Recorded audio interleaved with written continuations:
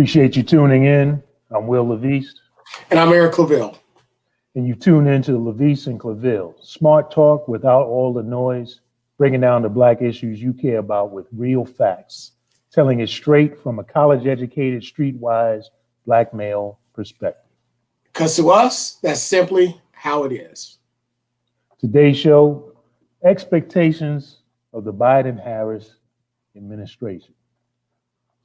Dr. Claville, I got to tell you, as optimistic as I would like to be, the reporter in me who covered politics, covered crime, covered a variety of beats, the Gen Xer in me tells me that, yes, there will be some differences from this previous administration, because coming out of the Trump administration, you can't go nowhere but up. Right. But I am not as, I guess I'm cautiously, let me say, optimistic about what is actually going to get done, because you still got the political gamesmanship environment that has been going on for the past, dating back to, let's be honest, dating back to Clinton and Newt Gingrich, between the Democrats and the Republicans, going back and forth, jockeying, win at all costs. And when you look at the time that Biden is going to have to get things done, he's got essentially 2 years, because there'll be a midterm election. He's up in age, not that his age, and I'm not talking from an age discrimination perspective, but I'm just talking from a reality. Yeah, it's an age reality. He's an age reality. And you've got a 50% of the country is voted for the other party. Right. So there's a high incentive for the Republicans to do whatever they can to continue business as usual and not really be bipartisan and get some critical things done for the country. So convince me, bro. Convince me. Change up my optimism, my cautious optimism. Yeah. Well, Will, I can't change your cautious optimism. Bordering on outright pessimism. Might as well be honest with it. Well, Will, I can't change it because I share it, right? Mm-hmm. But I share a realistic view of how things work, how the world works, how politics works. I'm a realist, but I'm realistic about my optimism, right? Mm-hmm. And with that being the case, I believe that, first of all, the Biden-Harris administration is a blessing for America and the rest of the world as it relates to stability of process. Stability of process. Remember, Trump came in office and absolutely destroyed the process to which government works. There were no checks and balances. It was just confusion and chaos. There was no respect. There was just, he created just an evil, even a more discriminatory environment where hatred could thrive. He did that through the administration, the lack of appointments. Keep in mind that the president himself can come in and have thousands of presidential appointments within agencies and even within the White House administration. Many of those were left unfilled. In large part, everybody was warned against going in there because of the corruption that was at the door. And, that held true. Right now we see so many people that quit, so many people that have good men and women in government, in military, that came through and simply quit because it was such a toxic environment to work. But Eric, isn't it true though, that prior to his administration, people would have still described government in the same way, that it was toxic? I don't think so. And there was people, there's confusion. You're not getting anything done. You got to do nothing, Congress. So we're going from reality TV confusion and toxicity back to the normal establishment toxicity. So, how is that beneficial? So, Will, I think that's part of disinformation, right? So, are you going to have toxicity with both parties? The answer is yes. Mm-hmm. Are both parties going to agree? That the answer is absolutely not. But can both parties come back in the words of the now deceased John McCain, and operate in regular order, normal order, normalcy. And that's what I'm talking about. Having, intellectually engaging, fact-driven debates on the floors of Congress, in the House and Senate. We didn't get that. What we got was basically stump speeches, and a lot of individuals on the Republican side, the GOP, operating out of fear. As a matter of fact, a lot of individuals, Republicans, they fear what the president can do, Trump can do, as it relates to their constituencies to come after them. Right. We in the airport, videos of Mitt Romney, videos of Lindsey Graham, people going after them in the airport, saying, "Why aren't you supporting the president?" These people have lost their absolute minds. They are vicious. They're violent because they understand that whatever they do, the system is not going to give them the punishment that it will give someone like you or me or others that are advocating for social injustice, right? So they're emboldened by that. Right. So what the Biden-Harris administration will do, first of all, it's going to bring stability and the operation of regular order and normalcy of government, both domestically and internationally. And I want to touch on international. The other thing what Trump did, his administration, he decimated the relationships across with our neighbors in Canada and in Mexico.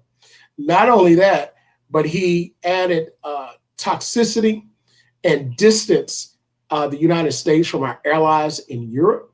And we know that our allies in Europe and us supporting the military bloc against the former Soviet Union, Trump's friend, Vladimir Putin, is needed in that area so that the Soviet Union won't rise again the way that it was. And in addition to that, he's also gone into a financial tariff and trade war and a cybersecurity war with China.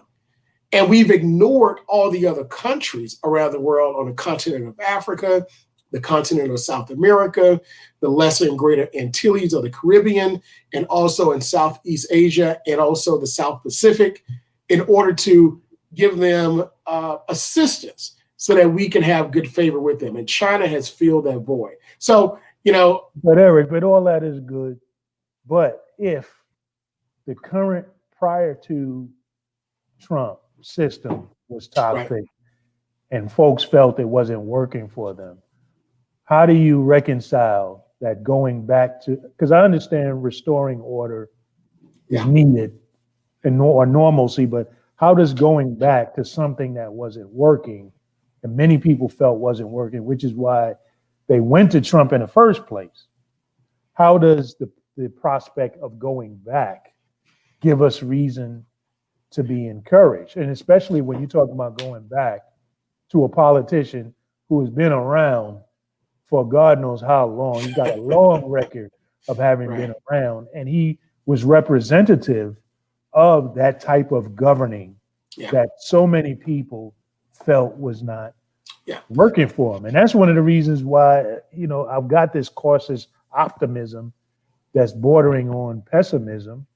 because I'm not seeing where, okay, if we go back to that environment as opposed to going forward into something different, into something better, into something that was an improvement on where we were. Now, I'm looking at it to improve on the past 4 years. That's such a low bar. Right. How can you not improve on the past 4 years? I'm looking at the previous 8 years, the previous 8 years of Bush before that led us down this road. And is the Biden-Harris administration going to achieve that? Well, Will, listen, I'll say we can't put the world on his shoulders and say, listen, you've got to not only correct the last 4 years, and not just that, but you've got to change the way Washington and democracy has been working or are thought to have worked for the people overnight. I think what Joe Biden is going to become, he's going to become the modern day LBJ. The reason why I say that is because if you look at the time period of LBJ and the assassinations that took place of both John F. Kennedy, Robert Kennedy, Dr. King, Malcolm X, and how the country went through the long, hot summer of protests, that mirrors what we're in right now. And it really took Joe Biden, it really took LBJ, those years that he had left in the administration, to turn the tide and say, listen, we've got to pass this civil rights legislation. We've got to get corporations on board. We've got to get cities on board, municipalities, to say we can't go through this again, right? And if we can't go through this again, we have to ensure that our country goes into a more progressive path. And I think that's what Joe Biden is going to end up being, for this particular 4 years. Now, of course, in politics, people are ambitious, right? Absolutely. So, absolutely. Look, and if you're in politics and you're not ambitious, I don't know why you're in there. But, ambitious as in selfish, as ambitious as in self-preservation, ambitious as in he's got this year that is going to be about cleanup and trying to even find out the using the exterminator to try to find out all of the bugs and roaches and rats that have been put into government. So that gives him, you basically say, okay, 2021 is going to be about that.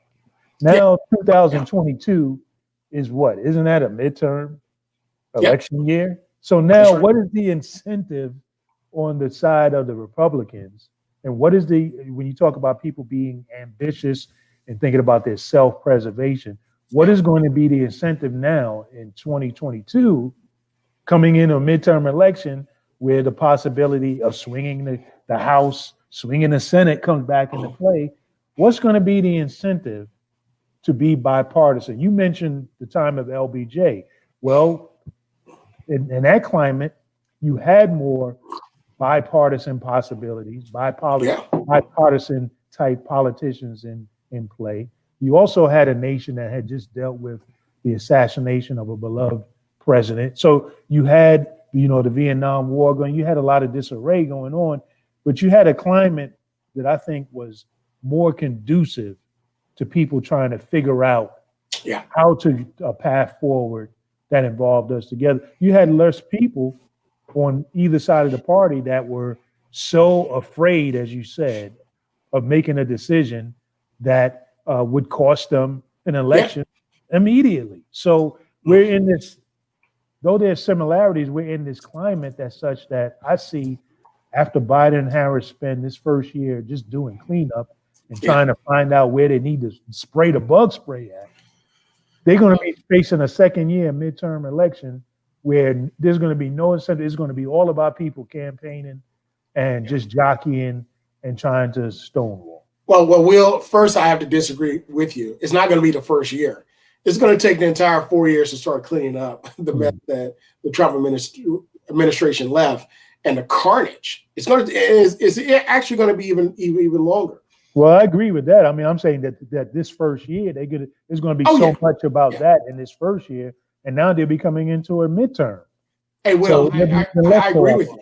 Yeah. I agree. I agree. I mean, that's the first year is focused cleanup. Just like if you have a hurricane to come through, you can't talk about anything else but clean up the mess first, and then we could start over, right? Start rebuilding. So the number one thing that they're going to have to do is, of course, we'll talk about it in just a moment about COVID and the economy and so forth. Those are some major issues. But as relates to government, in the 4 years of a presidential election, the first term, the first 100 days is the most important. What you do in the first 100 days sets the course and the foundation for what's going to happen in the next 4 years. And then you have 18 months within that 100 days, 18 months. Right. So now, whatever legislation you're going to push, you got to get it done because you've got Congress that's turning over every 2 years. You've got 1/3 of the Senate that's going through election every 2 years. So with that being the case, you now have the most power in the first 100 days and 18 months of your administration. That also includes the second term, if you're lucky enough to get it, right?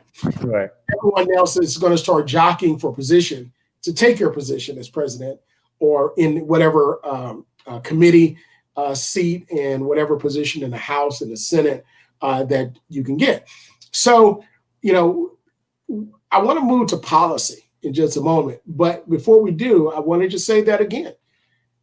Biden and Harris are going to have to first bring order, normal order and regular order to our society, domestically and internationally. That's number one. So you saying essentially what I'm hearing you say too, and I tend to agree with you on this, is that whatever they're going to do, they got to get it done now in this first year while they have a Democratic House and Senate. They've got to actually, whatever they're going to do, if it's going to be infrastructure and whatever, got to get it done. It's got to happen now because got to get it done. Got to get it done. So what's the likelihood? What do they need to do, and how do you see the other party participating in helping them get things done? Well, forget the other party. If I'm a Democratic advisor, I say forget the other party because they forgot you. And what you have to do is when you have power, use it because you never know where you're going to get it. Mitch McConnell showed that. He was the epitome of that. He did not care about the rules. If the rules didn't fit what he wanted to do, he changed it. And his goal, even after Robert Bork hearings, even after the more specifically Clarence Thomas hearings, his goal was to pack the court. That was his goal, and he achieved it. Now, it took years to get it done, but being a very strategic tactician of politics, you have that patience, and that's what he's shown. Now, what Chuck Schumer has to do in the Senate, Nancy Pelosi in the House, and Joe Biden in the White House, you have to forget the other side and implement those measures, those policies, those bills, the stimulus, the infrastructure package that's going to help everybody. Because when everybody eats, everybody's happy. And that's what that new stimulus bill and package and infrastructure bill has to do. Get people back to work, give opportunities, equitable opportunities for African Americans, for women, for other people of color to operate fully, in the business financial system of America. And at the end of the day, they have to pay the debt to the black vote that got them into the office. So we got to keep that at the forefront as well. Yeah, that's the concern that I have is that I think on paper, I think they all understand that rationale of what you said about putting in policies that enable things to work for the majority of Americans. I mean, I remember Barack Obama, President Obama's famous statement was a rising tide lifts all boats. Right. But as a political consultant, that politics is about bringing home the bacon for your constituents, right, your specific constituents. So again, the jockeying that's going to be going on amid all of this policy talk is how do I bring something home for my people, for individuals? So somehow Joe Biden, the administration is going to have to, as you said, put forth policies that enable people to buy in based on knowing that their mentality is going to be, hey, I only want to get in what's something that's going to benefit my people. And so you got that whole give and take of, in order to get that done, now you got to throw something else into the bill that people may on another side are not going to like. So he's got this big argument between the progressive wing of the party, the Democratic Party, and the more moderate and the progressives that want him to go much farther than his instincts. Right? I just don't see in his history how he's going to effectively navigate this. Well, you bring up a very important point because AOC, Senator Bernie Sanders have been ringing the alarm with this issue. Now, you don't want to be like Mitch McConnell and the GOP when Trump came into office and their promise. Remember, they ran on repeal and replace. Remember that? Yeah. It's so long ago because so much has happened in this Trump administration. But they ran on the mantra of repeal and replace Obamacare. When they finally got power in the White House, in the Senate, and the Supreme Court, you know what they said? We're not interested in that anymore. So in essence, they were saying that there's nothing wrong with Obamacare, right? You know, and the hypocrisy of campaigns and stump speeches and the hypocrisy of what they stood for was number one, right? So with that being the case, I think that what we have to do is ensure that the Democrats don't ignore the progressives of their party, the progressives that actually moved the needle forward, that got on board, that did not split the Democratic ticket in the party in order to elect Joe Biden and Kamala Harris. Now, if they do that by passing policies that help, for example, making community college free and affordable based upon the Pell Grant, forgiving student loan debt for individuals who actually have paid for years. And I certainly would love that. Right. And actually, I think student loans is a dichotomy. I don't think to go to college, you shouldn't give a loan. It should be a grant. And I think also because when you have an educated society, society wins.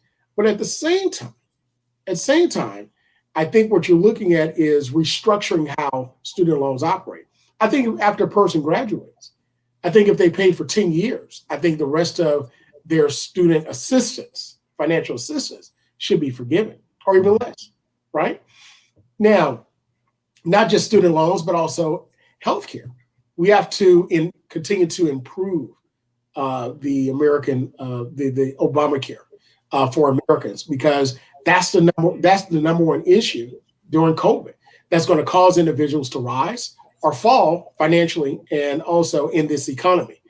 And then lastly, Will, I think that we have to answer the call for social injustice and social inequities that the summer of Black Lives Matter have shown us, and the violent mob and insurrection that show racial double standards have exemplified in the call for awakening and an addressing of social injustice in our country. You know, I agree with all of those points that you said. What I'm struggling with is that I don't see in Joe Biden's history, I don't see a person who would be able to deliver on that. If past performance is an indicator, possible indicator of future results. And I think that's where my pessimism comes in. Now, perhaps he was in his past navigating the sort of moderate lane between Republicans, Democrats, progressives, conservatives, so forth, because his goal was to become president. Right. And now that he is president, maybe, and he's at the, in the fourth quarter of his life, there is no need to do what he feels he needs to do to be liked or to get himself to the next position on the chessboard, because, his end goal was to become the president, and he's achieved that. But recently, there was a, tape that was released where he's talking to Black leaders about, issues, and again, speaking very much in the tone that's more similar to his history and than it is to someone who understands what's truly fully at stake, understands where we're at as a nation, and how, as I mentioned earlier, it's not about just improving or going back to normalcy prior to Trump, but it's actually going back, in my mind, is actually going back and looking at what was wrong and what wasn't working that led to Trump that we need to improve upon so that we never have a Trump type experience again. And I just don't see that. I mean, I wonder about what your take is on that conversation that he had with the Black leaders. Yeah, but before I go to that, those leaked tapes and the conversations that took place with traditional civil rights leaders, I want to say that the way. Keep in mind, Joe Biden has operated across different decades, and in every decade, America has changed. Mm-hmm. I don't think we can hold that against him, and I don't think we can hold that against anyone, especially when you evolve, right? And I think But that has he evolved? That's what I'm asking. I think so. I think so, and I think that his experiences, being able to work across the aisle, at the time with Southern segregationists, and then fast forward, he's worked with as vice president for Barack Obama, the first black president. I think it shows that he is the man for the time, and he's the man for the job. The question becomes, Will, and you bring it up and address it. Will he do it? Right, Mm-hmm. and it goes back to us holding our elected officials accountable for the issues that they ran on to do the things that they need to do for the people, right? So let's go to those discussions with the traditional civil rights organizations. That again shows that as much as we change, some things remain the same. So if we're going to have true change in our country and true change for African Americans, we're going to have to continue to push and hold his feet to the fire, hold the administration to the fire, so that true change can come. Now, unfortunately, that's the burden of African Americans. Unfortunately, that's the burden of our people. But if you look at where we've come from, right, and this is the season where we have an opportunity to reflect upon one of our greatest civil rights leaders, Dr. Martin Luther King Jr., and also with Black History Month. We have these opportunities to reflect on how far we've come. And, that's nothing to sneeze at, because I believe Black people in America are the moral marker for morality across. I agree with that. The way America treats its Black people is the way the world sits up and take notice and say that I have permission to do this or that. And as African Americans and Black people in America, we are the inspiration of all oppressed people in the world. I mean, if you look at the great contributions that we've had and that we continue to have in society, I think it speaks volumes. It speaks volumes to the perseverance of African Americans, speaks volumes to the optimism of African Americans, and it speaks volumes to the will that we continue to work toward of harmony and humanity in the country that we built, our ancestors built, bled and died for, and that the rest of the world can see. Well, as we wrap, one of the things that I think Black people need to do, because we always want to end this show talking about what Black people need to do, advice we need to do, is we've got to look at this country, look at this system, and claim it as our own, because it is, as you said, our ancestors bled and died for it.